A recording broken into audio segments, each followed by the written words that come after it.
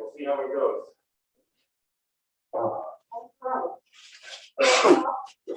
I'm sorry? 4 o'clock, exactly. Sounds good. I'll see you in a few.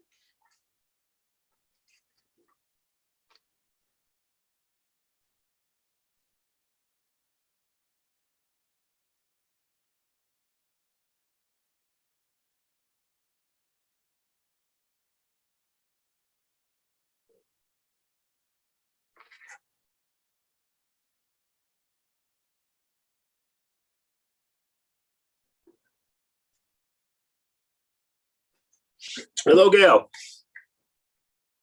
You are muted.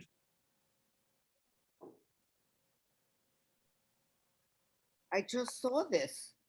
I just happened to read this that you're doing this. Oh, I'm glad to see that someone saw it. Yes. Well, am I the only one? So far. Oh, okay. I should quickly read. No, don't worry about it. We'll read it. Okay. Yeah, we always read everything, but I just figure some people like to see it ahead of time. So yeah, that looks interesting. I got something I'm not aware of. Yeah. No, it should be really interesting. Hello, Jean. Oh.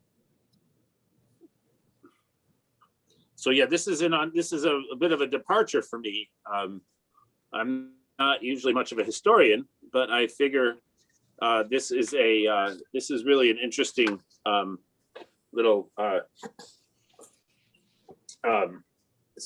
interesting historical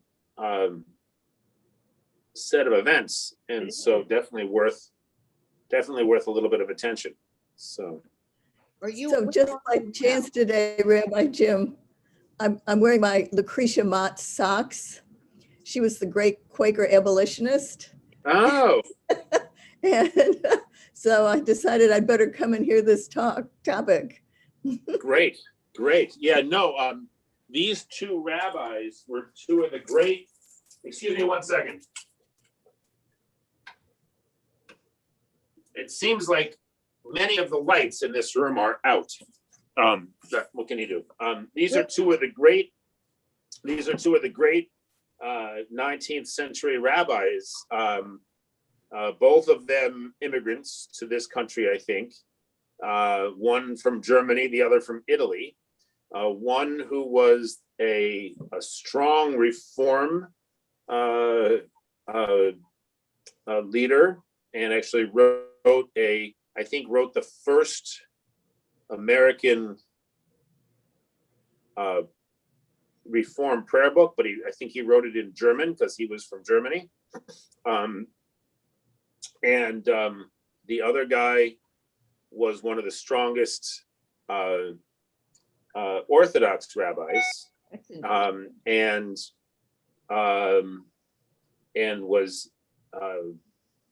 actually was one of the founders, if I understand it correctly, of the Jewish Theological Seminary, which became later the seminary of the conservative movement, otherwise known as historical Judaism. So, hello, Connie. How are Hi, you? Rabbi. Nice to see you. Can you hear me? Yes, I can. I'm going to be a little late for services again. You know that we all work on Jewish Standard Time. So, Just so I can tell you. whenever you arrive is Okay. great. Wonderful. Whenever you arrive is great. So the services at 1550 are going to be on Monday morning. Is what? The services on at 1550 are going to be Monday morning. Yes. Yes. Yes. Okay. Good. Oh, Monday morning, not Shabbat. I wasn't going to do it on Shabbat. Did it come out as being on Shabbat? Did I mess that up? I have it on Shabbat.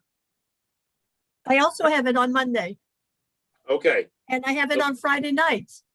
Oh, so maybe Sure. I better be at Goldman on Friday and Saturday then. Okay.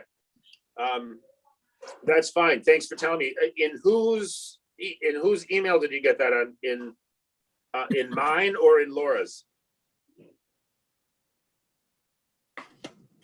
Which document are you looking at, Connie? I don't know. No, I forget. I don't remember. Oh, you don't remember? I don't Oh, remember. okay. All right. I don't remember how I got it. Okay, that's fine. Well, that's good to know. All right, so I'm gonna be at 1550 anyway on Friday afternoon for the Russian Shabbat. So I will just continue. I will continue. Oh, it makes sense. Okay. Yeah, and then I'll switch back to Dinesh the following Friday night. Okay, that sounds good. All right, so I think we should get Okay, started. right. Is there going to be a Seder? Because Yes. maybe I missed it in the bulletin. but- Yeah. Yeah, Seder will be 6:00 on Saturday evening on Zoom. Okay, Oh, good. And I sent out a note today saying if you want a physical copy of the Haggadah, to let me know ASAP. And because I don't want to make 500 of them for everybody. Yeah. So Gail, you want one? Yes, please. Okay. yeah, I'd like one. I'll do my best. Thank I you. don't have my pen with me. If you could send me an email or actually in the email I sent today, and then I'll send again, there was a little sign up. If Okay. for the email, if you could do that on the internet, that would be really helpful. Okay, Then it's less likely that I will forget. But yeah, no, Rachel and I will be doing Are you going to be using? yes, we'll be using that one. Okay. Or a variation on it. Yeah. So, but basically that, yes. All right. Yeah. I have lots of Haggadot. Yes, I mean, and the reality is that, if you know the Haggadah with any that we can, generally the Haggadahs are, I mean, most Haggadahs are sort of have the various rubrics reasonably clear. Some of the old fashioned ones don't, but most of the modern ones do. All right, so let's get started. Oh, and we have Faye too. Hello, Faye. And hello, whoever else just joined. Anne. Hello, Anne. Oh, long time no see. I know, my gosh. I just ran into Anne in the hallway down here. So I am in the community room in Dinesh. If you'd like to come down and be in person. I neglected to put that in my little email today, but I'm going to be doing Jewish learning from the community room in Dinesh on Wednesdays at 4:00, and I will be doing Soul Search in the community room at Cohen, 112 Center Street on Mondays at 1:30. Hello, Jeannie. And starting in April, starting in the first Monday in April, I'll be doing a session, in person in the community room at 1550 Beacon Street. So the question, On what? well, there is the question. So, so Jean and Connie and other people are welcome to. Wow, Jean, Hi. Sorry, It's to mute herself. sorry. that's okay. I figured you just got deluged, But so in the past, the way that my schedule worked was that I had a soul search was on Mondays at Cohen, and then I did Jewish learning on Mondays at Goldman, and then repeated that at Dinesh on Wednesdays. Now that we are all on Zoom, I feel that we should have a third topic. So I am open to suggestions. I'm very open to suggestions about what we might do, but I'm You not. want your supper? You mute yourself.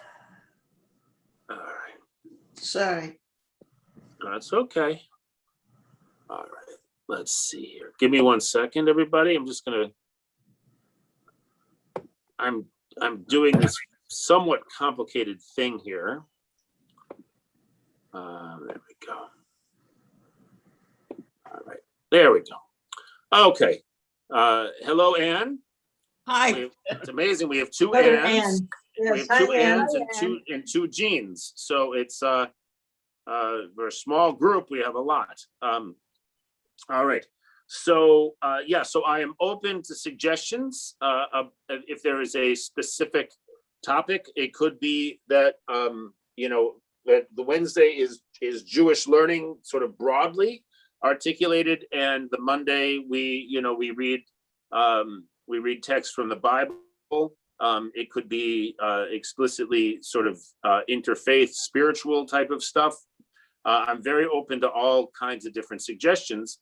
And as you know, I'm interested in a lot of different things, and I don't want to pretend that everyone is interested in all the things I'm interested in. So I'm very open to suggestions. So please send me notes. All right, so let's get started. We're going to start with this article that I mentioned, but I'm hoping that we can get to some other topics as well. So let me see here. I'm going to extend the picture a little bit so you can see both of these guys. All right. Sorry, this is Oiga Vault. This is really a hassle. I apologize, everyone. This system is not very good, but we'll have to put up with it. All right, so you get a sense of what these two guys look like. Although this is not perfect because you can either see, oh, there we go. Okay, that's better. Oops. All right.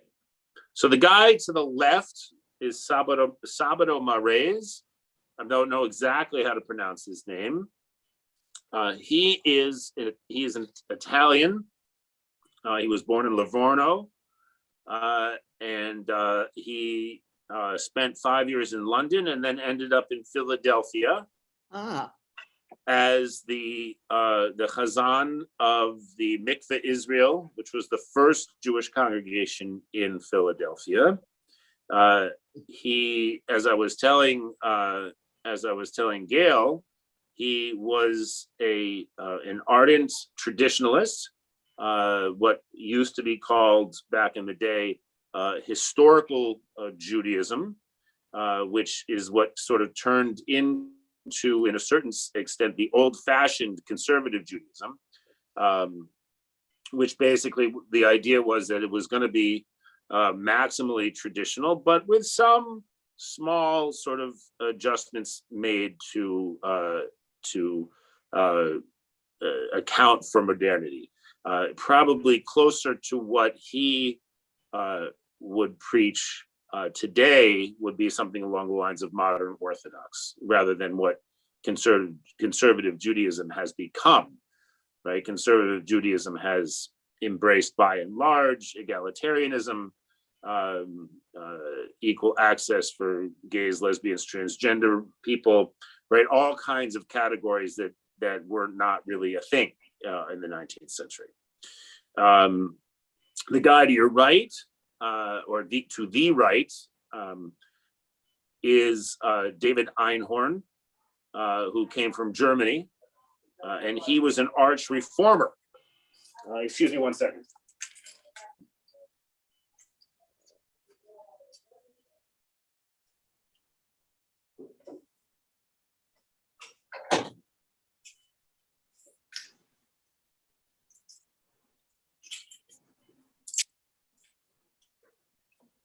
So he was one of the greats of the early Reform movement, and as I told Gail, he wrote one of the first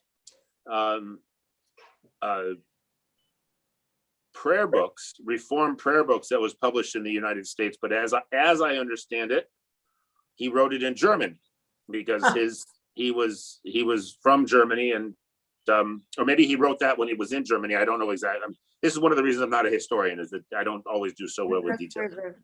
that's where the reform. I'm sorry, Gail? I think the reform movement started in Germany. Yes, it certainly did. Yes, it certainly did. But he came to the United States, and he ended up first in Baltimore, which, as you may remember, Maryland was a slave state early on, and he got himself into trouble, as we'll read in this article. He got himself into trouble because his congregation was not happy with his take on slavery, which was very negative. So very interesting, as with this article we'll get into a little bit, right, that we have an Orthodox Jew and a Reform Jew coming to very similar conclusions, which was not so surprising. Obviously, on political issues, very often, rabbis from different movements will come down in the same place. But what is interesting is that they use very much the same type of arguments and the same type of sources. One of the things about Reform Judaism, which is that like Protestantism in the Christian world, right, there was a kind of an emphasis on going back to the Bible, right, and not you're trying to rescue almost Judaism from those rabbis, right, and going back to the source, right. And so one of the things in the 19th century that very often more traditionally minded rabbis would avoid was trying to make arguments from biblical sources necessarily, because that would sort of imply that the method used by the reformers was okay, right? There's nothing like a sibling rivalry, right? Some of the little research that I've done on this topic suggests, however, that Moraes kind of understood that his congregants, by and large, were not people who had spent a lot of time necessarily in yeshiva, and that a lot of his sermons actually included many references to the Bible rather than references to rabbinic literature. So it's quite possible that distinction that I just, the sort of received wisdom about the distinction between Orthodox and Reform rabbis is a little bit overstated, as many obviously historical generalizations are. All right, so let's read a little bit of this article. And so this woman is called Rabbi Robin Podolsky, and she's in California, and you get a little look at her there. Okay, now we'll try to make this a little bit bigger. Okay, there we go. Okay, so the title of the article is Abolitionist Rabbis, Their Urgent Lessons for Today. All right. As the first half of the 19th century ended, Americans faced an urgent matter of conscience. We all know what this is, right? The enslavement of human beings, central to the US economy, was tearing the country apart. The situation called for spiritual and moral leadership. Most American Jews at the time were of European descent. And that is true even of Sephardic Jews, right? Who maybe today we would think of Sephardic Jews as being North African, right? From the Middle East, so on and so forth, right? But most of the Sephardic Jews, including Sabado Moraes, right? The Orthodox rabbi we're talking about here, right? Were descended from the Spanish and Portuguese community that community had gone to Amsterdam. That community had gone to Italy, among other places, and those are the people that were the first Jews in this country, but still sort of European, I guess. This is, of course, one of the reasons why the sort of American categories of race do not always easily map onto Jews, and it's obviously a very complicated kind of question. Are Jews white people or not? Right? It's not a conversation we necessarily want to get into right this moment. But most of them at the time were of European descent, meaning that they had come from Europe, not from other places. No. Oh, I'm in a little class right now. Is everything okay? Okay. Good. Bye. All right. So sorry, everybody. I'm really struggling here with this technology today. This is not so usual.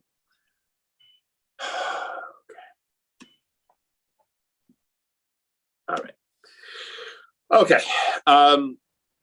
As a group, they were not strikingly different from their non-Jewish white neighbors in their attitude towards slavery, which is to say that there was a great deal of variation, right? A great deal of diversity. The Northern Jews tended to oppose the practice, and some, like August Bondi, fought pro-slavery militias in Kansas under the leadership of John Brown. Southern Jews tended to endorse slavery, and a few, like Judah Benjamin, would become part of the Confederate leadership. And in defeat, actually, he would move to England, which I never knew that, actually. And he died and was buried as a Christian. I had never heard about his conversion nor about his move to England. The story of August Bondi is actually really fascinating. He came from Vienna, and he already was, by the time he got here, he and his father were involved in radical movements in Europe, and he came to St. Louis and then ended up moving to Kansas. And if we have time, we can go to the little there's a little website that discusses August Bondi. He's also a fascinating figure. So all of these really interesting characters that I really didn't know much about. Okay, but Rabbi Sabado Moraes, an Orthodox rabbi, and Rabbi David Einhorn, a Reform rabbi, felt compelled to issue full-throated denunciations of slavery. They turned to our foundational narrative, our Exodus story, for guidance, and brought the story to life. And in so doing, they showed us how to move from the Seder table into action. And so this is a big claim, of course. I think actually that the Seder, right, the Haggadah, is designed in essence to sort of move people from, from just sort of a passive acceptance of the idea of freedom, right, to sort of actually celebrating and fighting for it. But that's another story, right? And as I've already sort of said, that calling Moraes an Orthodox rabbi is a little bit confusing. He was certainly Orthodox in the context of the time, right? But he was not what we would consider today like a super black hatter kind of rabbi. He was not Orthodox. He was not Hasidic, right? He was what we would consider probably today a modern Orthodox. Each of them faced congregants who urged them not to make trouble for their people by engaging in their debate. What rabbi hasn't heard this? Right? Don't be so radical, rabbi. How can you say such things? You're going to make trouble for everybody. Right? This is something rabbis are very familiar with. Whatever. What can you do? Right.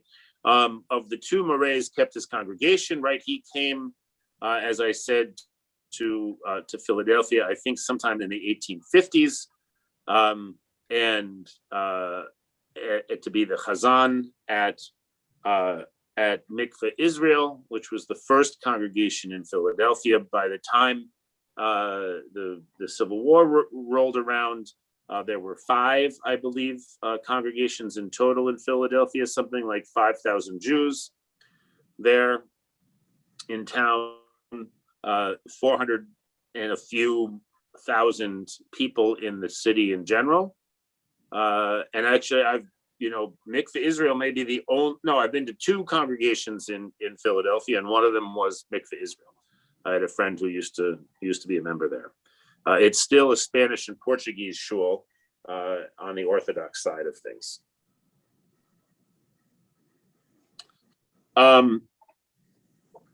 Einhorn was driven from his home in Baltimore by a mob and relocated north, where he found a congregation that embraced him. He found himself also in Philadelphia. She doesn't seem to make this. Robin Podolsky doesn't make a big thing of this, but he did end up in Philadelphia at the local Reform Synagogue. Hold on, excuse me 1 second.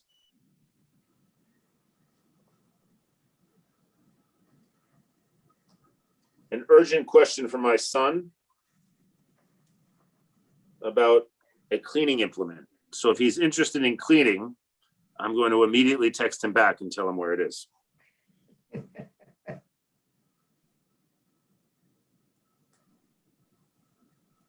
All right.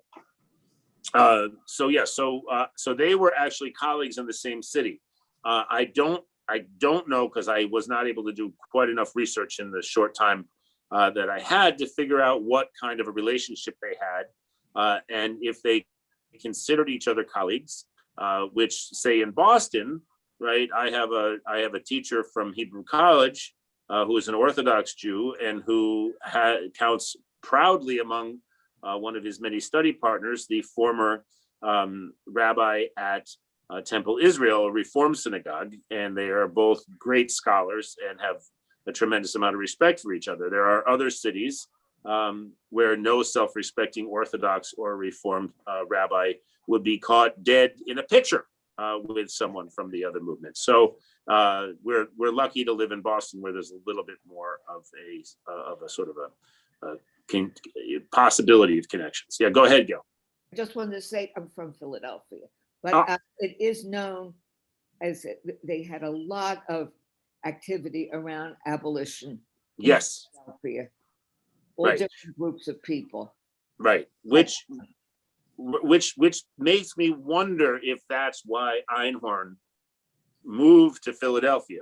Did he, was it because he found, there was a Reform synagogue there, right? Or was it because he felt himself to be in a city where his political activism would be welcome, or both, which I really don't know. The thing to remember is in that time, right, when the reform movement sort of made the jump from Europe to the United States, it really exploded, and the vast majority of Jewish congregations that opened in that sort of second half of the 19th century, the vast majority of them were Reform congregations, and the great movement of sort of conservative congregations didn't happen until the very end of the 19th century and the beginning of the 20th century, with the great influx of Russian Jews. Go ahead, Jean. But you're muted. Philadelphia was also the center of Quaker abolition, so it's quite possible that the rabbis crossed paths with Lucretia Mott. Right. I mean, that's what I was thinking. Is that Philadelphia, that even though Moray's, it says here that he kept his congregation, but in one of the articles that I picked up, it was clear that he had pretty strong protests from some of his congregants. Didn't want to hear him talking about stuff like this, and actually, in a lot of his sermons that were about slavery or about Passover, he actually didn't talk explicitly about American slavery. So I got I think that the sort of so he definitely was no lover of slavery, right? And he was an abolitionist, but I don't think he was not an abolitionist. He was not the kind of abolitionist who was talking about it every Shabbos, right? He wasn't. This was not his primary theme. All right. I think Einhorn was much more in a much more regular speaker about this topic. But in 1864, Rabbi Moray's thundered not the victories of the Union, but those of freedom of my friends do we celebrate. What is union with human degradation?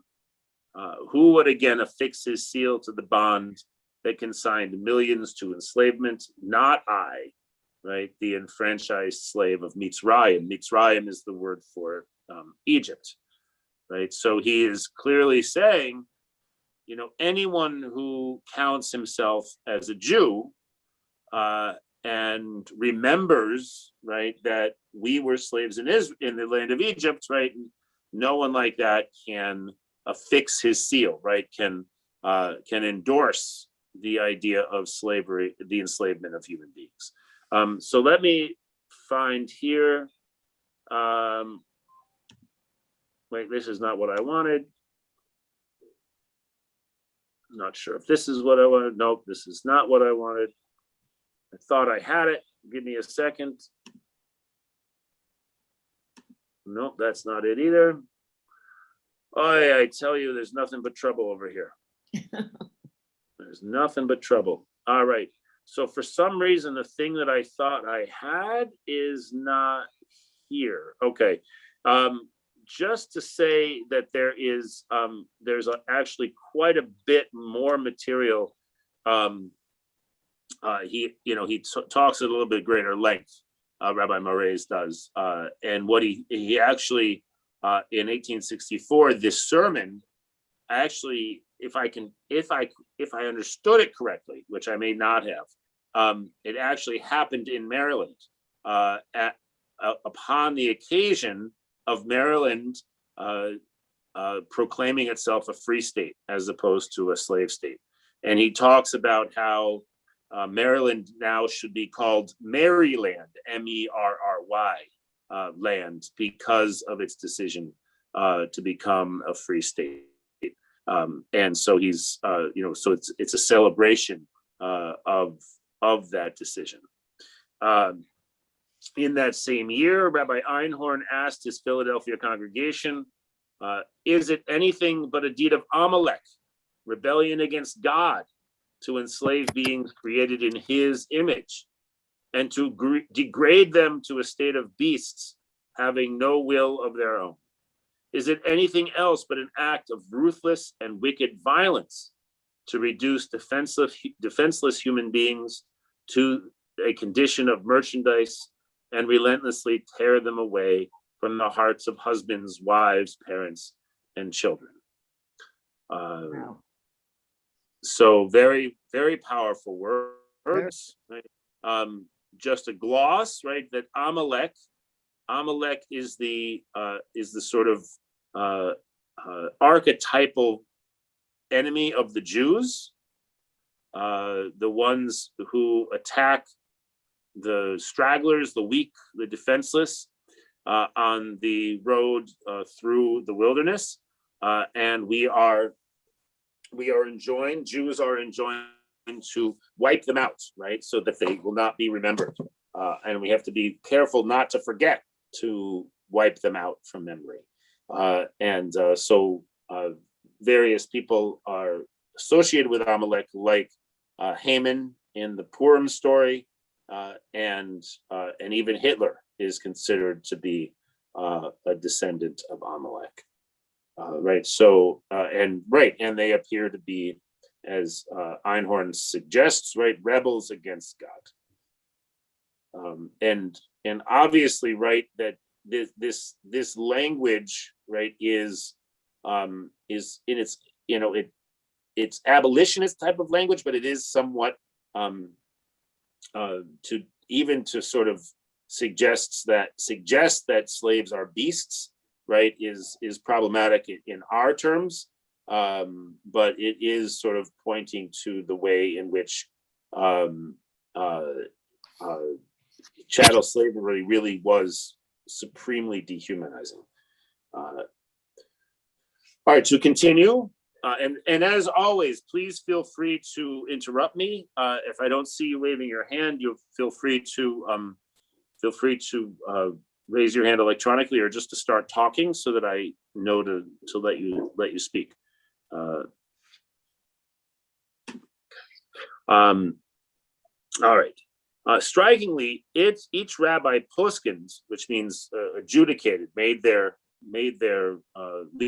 legal arguments directly from our written Torah, rather than from halacha, right? Rather than from the rabbinic understanding of Jewish law, right? Something that surely the Orthodox rabbi was not eager to do. As I've already suggested, I'm not sure that Rabbi Podolsky is correct here, as I mentioned before, and as I discovered in some of Moraes' other sermons. He seemed to think that his congregation in Philadelphia was not necessarily equipped to manage a lot of rabbinic sources. So at least in his sermons, right, he tended to focus on the Bible, which would make things much more accessible for them.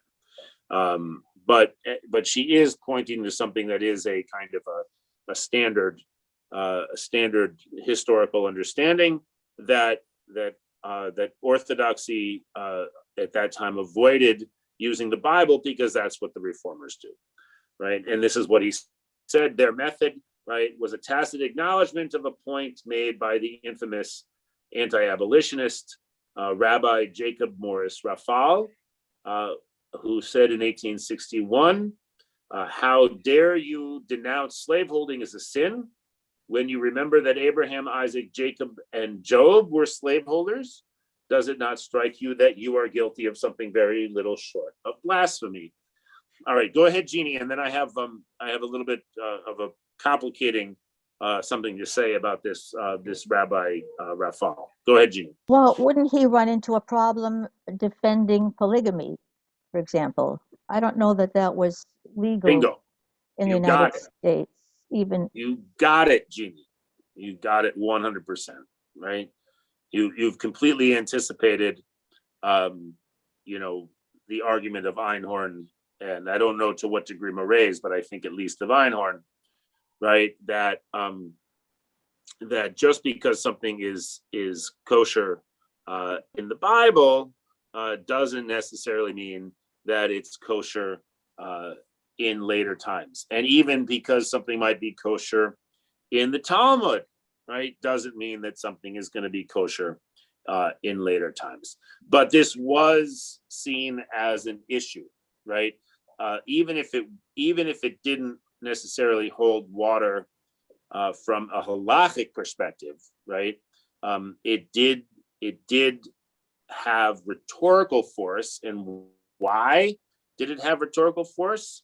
Does anyone have any thoughts about why it might have held rhetorical force? Well, he's finding foundation to justify something in the Bible. That sounds convincing until you start to look at some of the other issues that you will. If you're going to be legalistic, you have to be very careful because you will always be reminded of the argument that you make. Yes, right. I mean, the problem with making any kind of argument from the Bible, right? And as I've grown older, I've begun to see this as a feature of the Bible rather than as a bug, so to speak.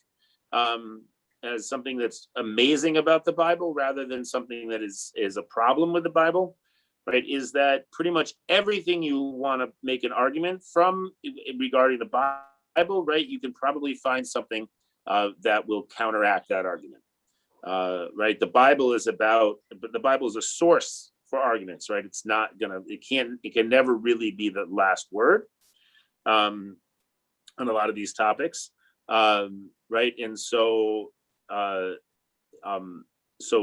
Rafal, right, is saying that in the Bible, everyone was a slaveholder, right? The reason why I think that this holds rhetorical force, right, is because the vast majority of people who are listening to these arguments or using these arguments, right, were not Jews, right?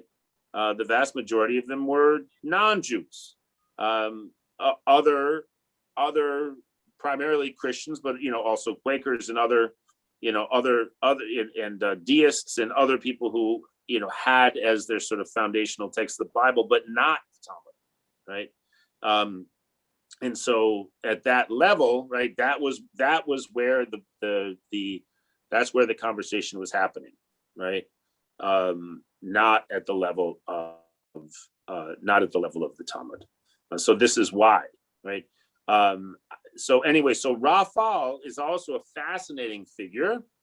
He was I don't know if he was the founding rabbi, but he was the rabbi at B'nai Jeshurun in New York City, which was the first Ashkenazi synagogue in New York, right? New York, the first Jews that came to New York, like the first Jews that came to Philadelphia, were Sephardim, right? So this is the first Ashkenazi synagogue in New York City. It is now, it's a little bit ironic because for a while there, all of the rabbis and cantors at B'nai Jeshurun were all from Argentina. Right. They were still Ashkenazi, but they had a very definite. They were definitely open to Sephardic practice in a way that maybe previous generations were not. But B'nai Jeshurun is now a very liberal synagogue. So it's a little bit ironic, right, that one of the original rabbis there was this guy Rafal, who it ended up making it possible for people to call him an infamous anti-abolitionist.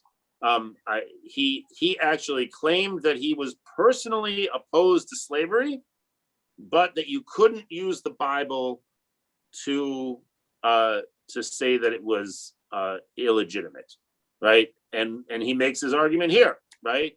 You can't use the Bible to call slaveholding a sin, right? Because all of these biblical heroes owned slaves. Right? So we'll get back to this in a minute. Okay, so even more problematically, the rabbis and the sages of the Talmud who shaped Judaism as we know it today also tolerated slavery, right? And it would be a little difficult for them not to tolerate slavery, right? And why would that be? Well, okay, so Gail Leibovitz, and if you're interested in this article, it's very interesting. It's very technical, but it's very interesting.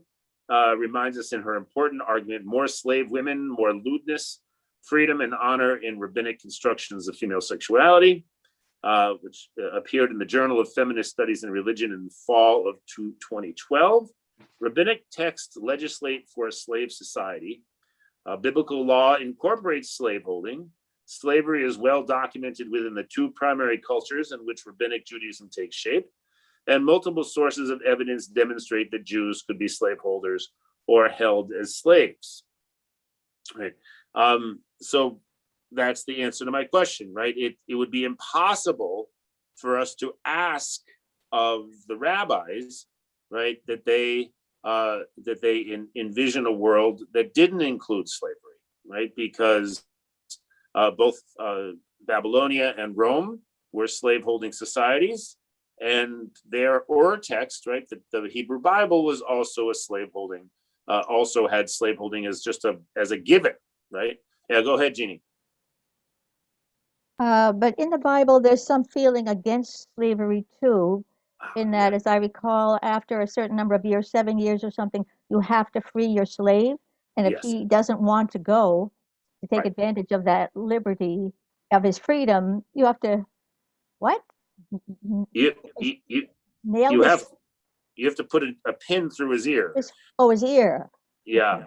Yeah, I mean, it's fascinating. You're absolutely right, Jeannie, right? That the problem with all of these types of,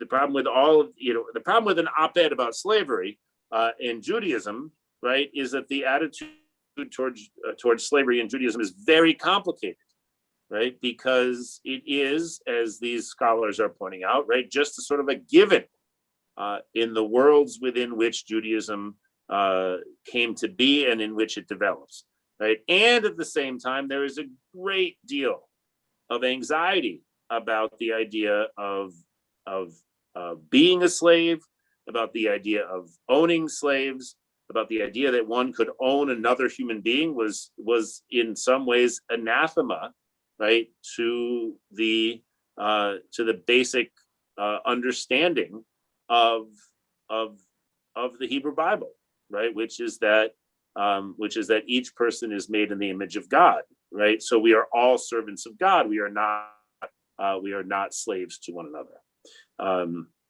right? So, but we sort of understand, right, how complicated this is, right? And so we can, we have to sort of we have to navigate somewhat carefully, right? So she and Catherine Hezer, the author of a book, this is a book, Jewish Slavery in Antiquity, document that while our rabbis and sages found ways to limit and reform the institution of slavery, right, just as the kind of thing that Jeannie was talking about, right, which was ubiquitous in the ancient world, they never condemned it as unequivocally evil, right? So we're stuck, right? We're stuck with the realization that we can't, there is biblical and rabbinic precedent for slaveholding, and we can't work around that, right? We have to focus on the fact, right, that what were the rabbis doing, and even what was the Bible doing, right? They were interested constantly in limiting and reforming that institution, right? And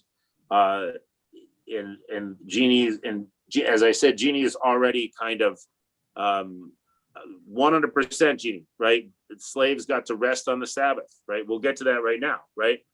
So for those rabbis, right, slaves were human beings, right? Very important. And I would actually argue that by and large, that was true in the Bible as well, right?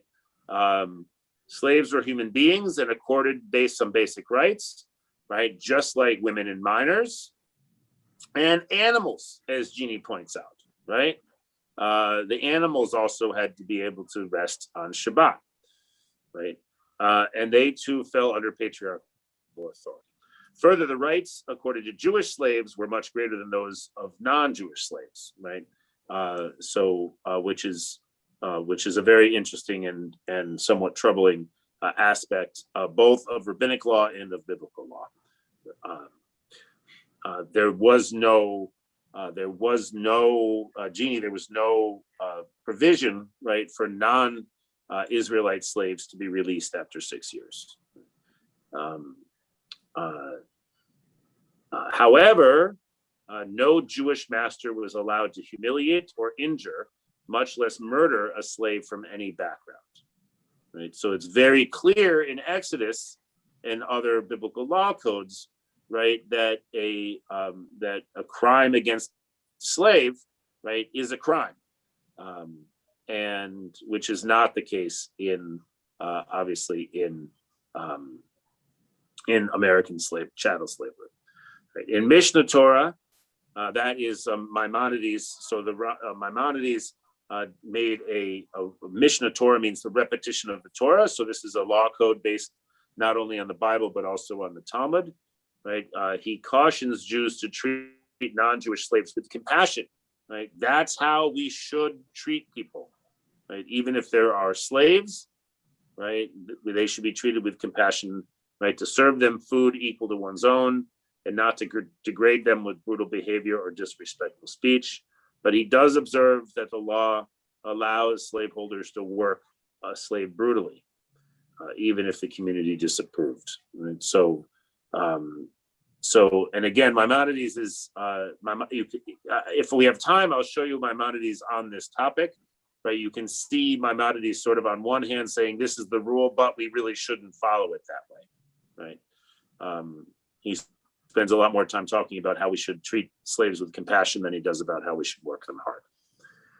Given that tradition, right, even Rabbi Rafal, and I would say that probably, Rabbi Rafal probably didn't really protest this.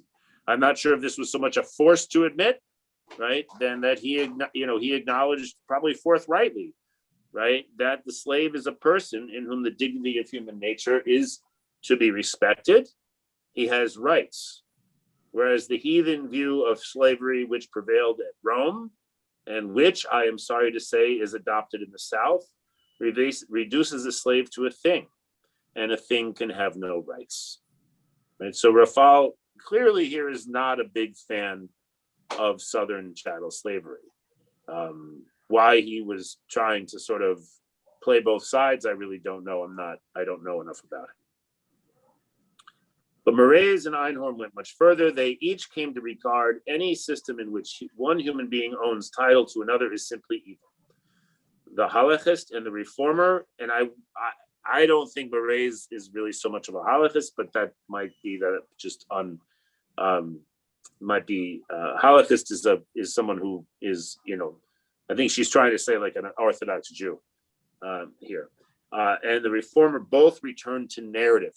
And I do think that that's what's important. If I have the story here, right, is that regardless of what biblical law says, right, in the various codes in Exodus, right, the story of the Exodus is pretty clear, right? Our foundational story of Exodus, and there they found new understanding, which in Judaism is called a chiddush. Chadash means new, right? So a chiddush means a new understanding.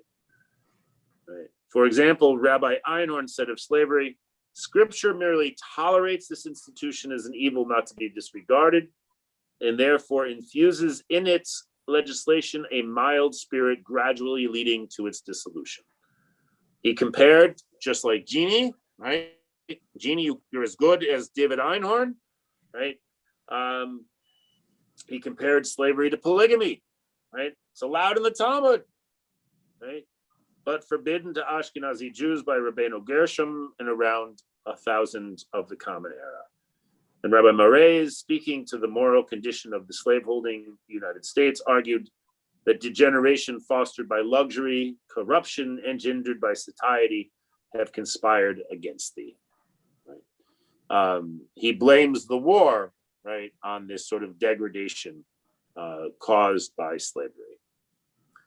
For these rabbis and for generations of American Jews who followed, our Torah's injunction to identify with the stranger based on our servitude in Egypt is a command to reject human trafficking in all of its forms. This is not assimilation into liberal modernism, but an application of Judaism to the burning questions of one's day. Right? And this is something that, we run into all the time. Right, in terms of questions of when we apply Jewish principles, Jewish values, Jewish law, Jewish texts, right, to contemporary issues, right? Very often, people who fall on the more, shall we say, progressive side of these questions are accused of assimilating, right, into liberal modernism, right, rather than applying Judaism to the questions that we're dealing with today, right? So just like polygamy was in 1000 of the Common Era, right? Slavery was in the 19th century, and unfortunately, right, we are still dealing with that legacy, right, today. So this Midrash is about the book of Exodus, right? So it says that, the Midrash, I'll read this, but this is where this makes this article very much sort of inside baseball.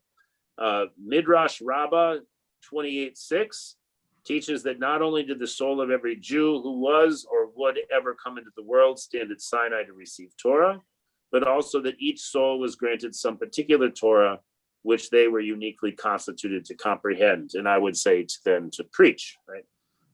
This is why our Torah is like a palimpsest with texts upon texts. New understandings come into the world with each Jewish soul, right? With each Jewish generation, right? Each generation has to reteach, right? Has to reassimilate the Torah. All right, so the basic version of the Midrash, which is based on the receiving the 10 Commandments, right, is that every Jewish soul was present at the giving of the Torah on Mount Sinai, right? And it didn't matter, was that Jewish soul already alive, right, in the time of the Exodus, or were they of, say, our generation, right? Or of a coming generation, right? The idea is that everyone was present at Sinai. And just in case you were wondering, I did ask at some point and was told that yes, converts also were there, which suggests that everyone potentially was there, right? Because everyone potentially might be a convert. So who knows? But also, right, and one thing that she points out here, which I do think is important, right, is it says that all of the prophets of Israel received their prophecy at Sinai. And great, thank you, Gene, for joining us. So happy you were here. Thank you for your contributions. Right, so that even aspects of Torah that would not be revealed, right, for centuries, right, the ways of the prophets and later the rabbis of the Talmud and later rabbis would change your tradition, right, that all of this stuff came from Sinai, right? None of it came, none of it is an addition from outside, so to speak, which is quite a radical thought, right? And a radical justification of the rabbis' project, right, to remake Judaism in their own image. All right, so the Jews of 19th century inhabited a world different from that of the rabbis of the Talmud, and different from that which produced our great codes of law, right? Those were two different worlds, right? Like the rabbis who imported dialectical methodology into their Talmudic practice, and like Maimonides, who joined the revival of philosophy in the Muslim world, which would give rise to the Western Renaissance, abolitionist rabbis responded to their particular situation while keeping oriented to Torah as the center of gravity. The membrane that separates Jews from the dominant cultures in which we have lived has also been both permeable and unbreakable. So Jews are always going to be focused on Torah, right? And they are always going to receive influences from the surrounding cultures. And they will also, right, as she indicates, right, they will also have a tremendous influence on the cultures that surround them, right? So that it goes in both directions, right? Jews like Rabbis Moraes and Einhorn were exposed to the challenges of modernism. They understood that while God is the ultimate owner of our person, no other human being can be, and that our Exodus story mandates a radical understanding of kavod habriot, of human dignity. The Chiddush, meaning the new understanding, right, continues to transform our communal institutions. In his tshuva, which is a rabbinic response to a question, right, halachic and meta-halachic arguments concerning Judaism and homosexuality, Rabbi Gordon Tucker articulates a halakhic methodology that would include the more conventional halachic methods, but would also appear to Haggadic, that is, narrative texts that have withstood the tests of time to become normative Jewish theology and ethics. So what he's saying, that's kind of technical language, but basically what he's saying is exactly what we saw in Einhorn and Moraes, right? That there may be halachic discourse about slaveholding and what's allowed and what's not allowed, right? But what really matters, right, is the narrative text of the Exodus, right? And that narrative of the Exodus, right, of freedom from slavery in order to serve God, right, that really is the normative Jewish theology and ethics, right? So we need to have both, right? We can't just rely on legal codes, right? We also need to engage with these narrative texts. And for instance, in that context, right, in the context of homosexuality, right, the very strong admonition from God in the creation of humans, right? God says it's not good for a person to be alone, right? So that emphasis on companionship, right, and family connection is more important than in most, for many of us, right, is more important than any sort of ambiguous outlawing of homosexual, whatever, or same-sex sex. And Rabbi Rachel Adler suggests that in place of a kinyan, right, an acquisition marriage in which a man takes a wife, right, loving Jewish companions of any gender can sign a brit ahuvim, right, a lover's contract that affirms equal status, right? So the first one is fairly well, Tucker's take is fairly well, and actually rather quickly has become sort of normative in liberal Jewish circles. Rachel Adler was writing, I think, in the 70s, and Brit Ahuvim is definitely a thing, but most Jewish marriages that I'm aware of are still follow the sort of the old-fashioned kinyan acquisition model, often with the wife also acquiring the husband.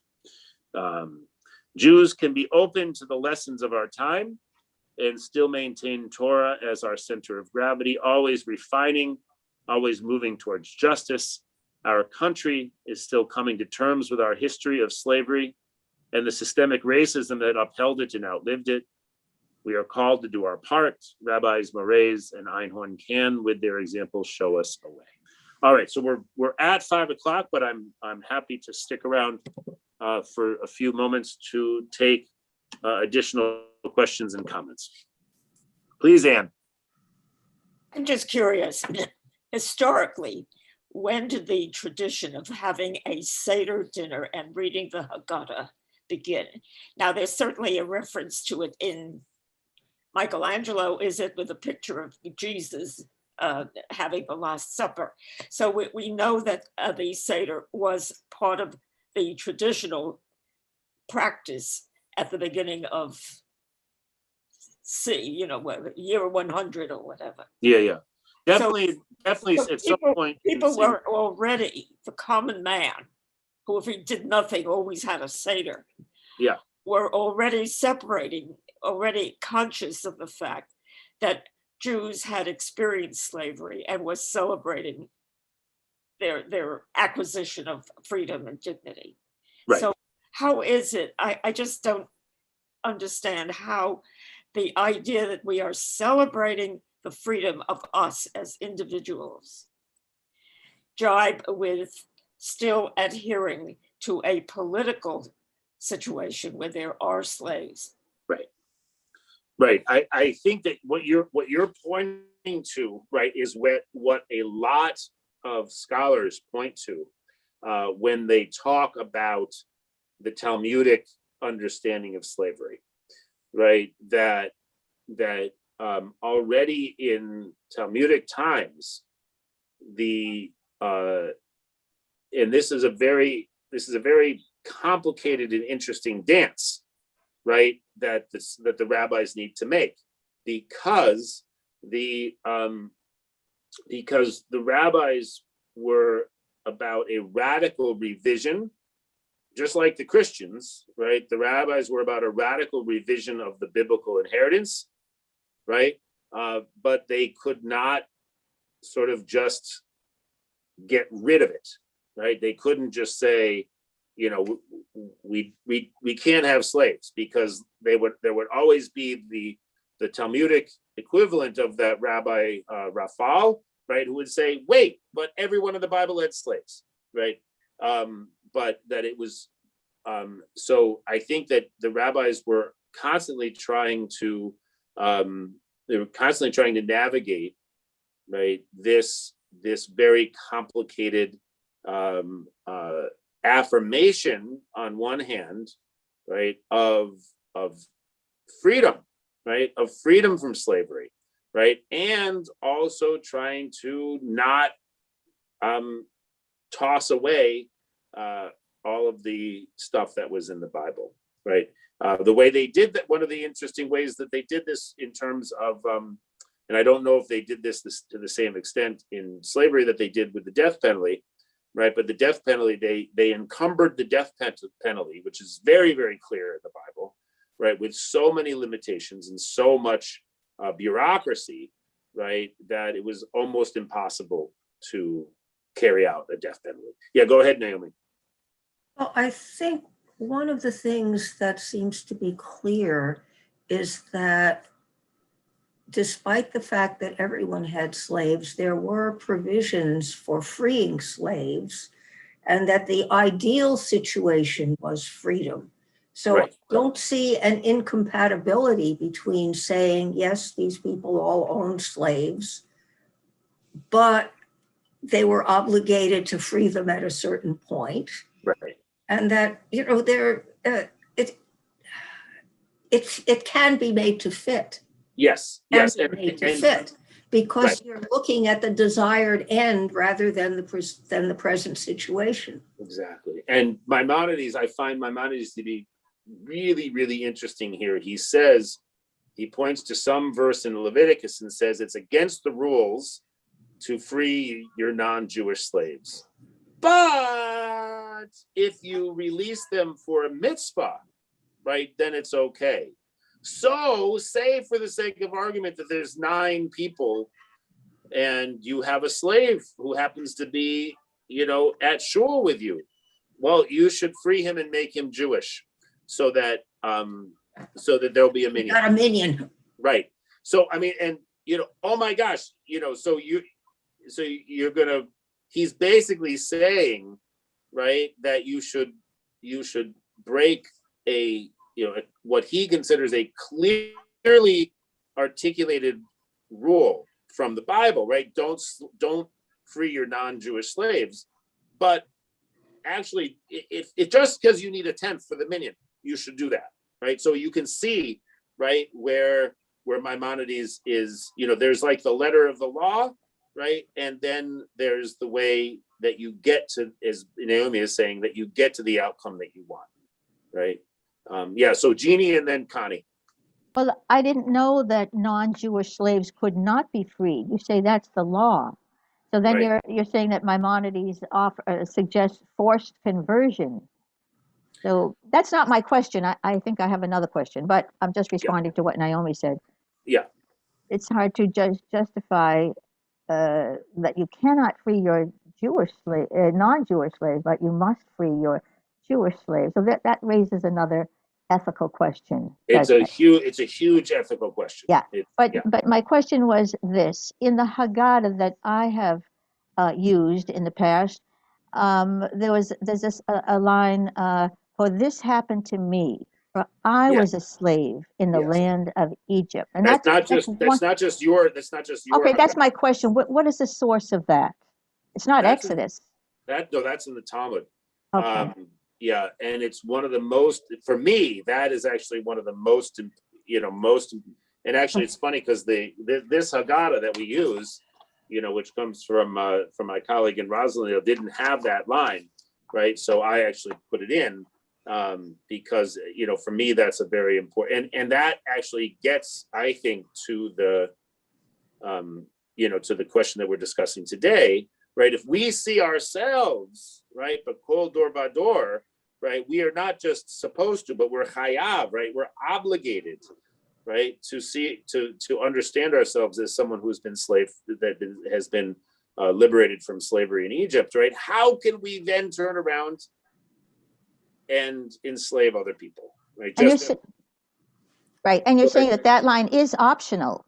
No. If it's, but it's not in the line in the Haggadah that you have from. Because many Haggahdas, omit all kinds of stuff. Well, that's what I'm saying. So yeah, but for me, that's not something that you can omit from the order. Oh, me too. That and the line I think directly from Exodus: "Be kind to the stranger, for you were strangers in the land of Egypt." Exactly. That's the whole reason to do right. it. I mean, I actually sort of considered, that one from the Bible, sort of, the kind of one of the primary teachings of Judaism, yes. right? And the thing about seeing oneself as being liberated from Egypt, also as a central tenet of rabbinic Judaism. Connie and then Naomi. I was just going to say, when you talked before about the Jewish slave and non-Jewish slave and what to do, it the Bible is filled with legal fictions.